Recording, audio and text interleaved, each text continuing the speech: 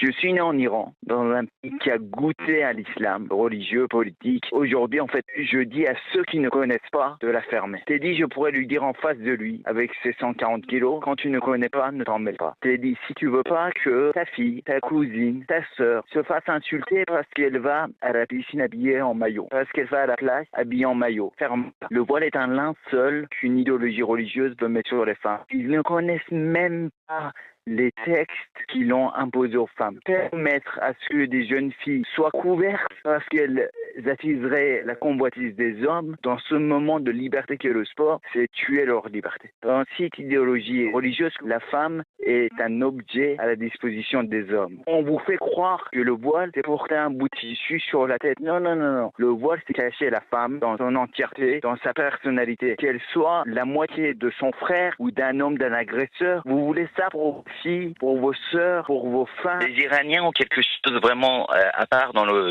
l'ensemble du peuple musulman, c'est qu'ils connaissent la genèse de cette religion et à chaque fois le pourquoi de l'apparition de chaque recommandation ou ordre.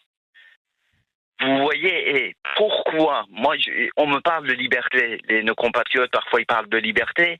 Déjà, moi je vous parle de conditionnement. Une petite fille qui naît, vous croyez qu'elle a envie de s'habiller, se couvrir, c'est pas s'habiller entièrement quand il fait 40 degrés, non. On lui fait croire d'un côté, même celles qu'ils veulent, évidemment, mais elle croit qu'un Dieu créateur leur a dit qu'à partir de l'apparition de leur menstruation, ça veut dire entre 9, 10 et 11 ans, tu dois te cacher au vu des hommes. Mais allez savoir pourquoi. Parce que ces hommes ne savent pas se retenir.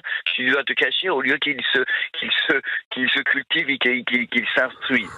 Aujourd'hui, ce qui me fait peur, c'est que des personnes veuillent nous imposer, mais que aussi de nos compatriotes qui ne connaissent pas l'essence même de ces recommandements veuillent accepter l'entremise religieuse dans la vie de tous les jours. Et voilà, que ça soit dit, j'en ai beaucoup autour de moi. J'avais dit la phrase très précise à une ancienne ministre, à sa conseillère, mais qui lui a transmise. Je leur disais que si, dans 20 ou 30 ans, votre fille ou votre petite fille se fera insulter ou se fera molester, voire ou gêner juste parce qu'elle est habillée normalement, juste parce qu'elle va à la piscine en maillot de bain, parce qu'on n'y va pas tout habillé, juste parce qu'elle va boire un verre avec des amis dehors le soir tard. Quand on lui dira qu'est-ce que tu fais dehors, pourquoi tu n'es pas à la maison, qu'est-ce que tu fais habillé de la part, vous en serez redevable et vous en serez fautif. Et je pense que beaucoup de nos compatriotes ne se rendent pas compte. Je crois qu'à la mollesse des uns et des autres, avec ce fameux mot que je rejette, l'inclusion à tout prix, ils y viendront. Les lois ne seront pas changées, mais l'école sera attaquée après le sport. Après l'école, ça sera dans la rue. Ils y viendront petit à petit. Il faut être ferme et il faut se dire oui, la liberté religieuse, mais à 100%, c'est justement la loi, c'est l'essence même de la loi de 1905. Mais adaptons-nous à notre période. Alors si vous croyez qu'il y a un Dieu qui a créé l'univers en 6 jours, s'est reposé le 7e jour et ceci et cela. Pas de souci, c'est une croyance, on a tous le droit. Mais pourquoi obliger une femme à se vêtir de la telle sorte? Mais vous savez, en fait, je redis, ce qu'il faut savoir, c'est que le voile, on le dit souvent. Pourquoi on le dit? Je vais traduire une expression, l'étendard de l'islamisme. Oui, étendard parce que c'est quelque chose de visible. Mais le voile en soi n'est pas un objet, c'est pas un objectif.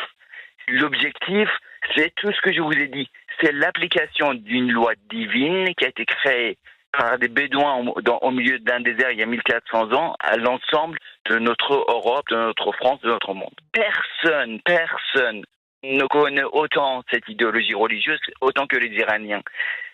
J'ai mis 2 ans et demi à lire le fameux livre parce que chaque ligne, à part les lignes où il dit que Dieu, t'es le plus beau, t'es le plus fort, t'as des abdos, t'es le plus omniscient, à part ces lignes-là, où qu'il faut se soumettre, chaque ligne a une signification.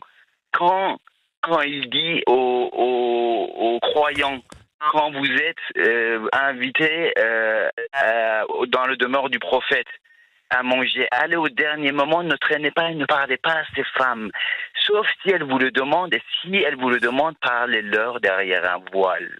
Voilà l'une des trois. Il y en a trois, il y en a pas 40 qui obligent les femmes à être voilées.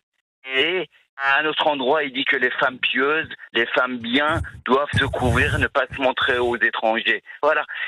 Pour pouvoir mettre en question un fait, il faut le connaître. Et nous, en fait, j'ai fait l'effort, mais il n'y a pas que moi, j'ai beaucoup appris de mon père, beaucoup de lectures, et d'autres Iraniens ont fait l'effort de connaître. C'est pour ça, alors, je ne vais pas faire d'eux, parce qu'ils n'aiment pas les gens quand je leur dis ça. C'est rigolo, on vient d'un pays dont le système gouvernemental s'appelle République islamique, c'est République islamique of Iran.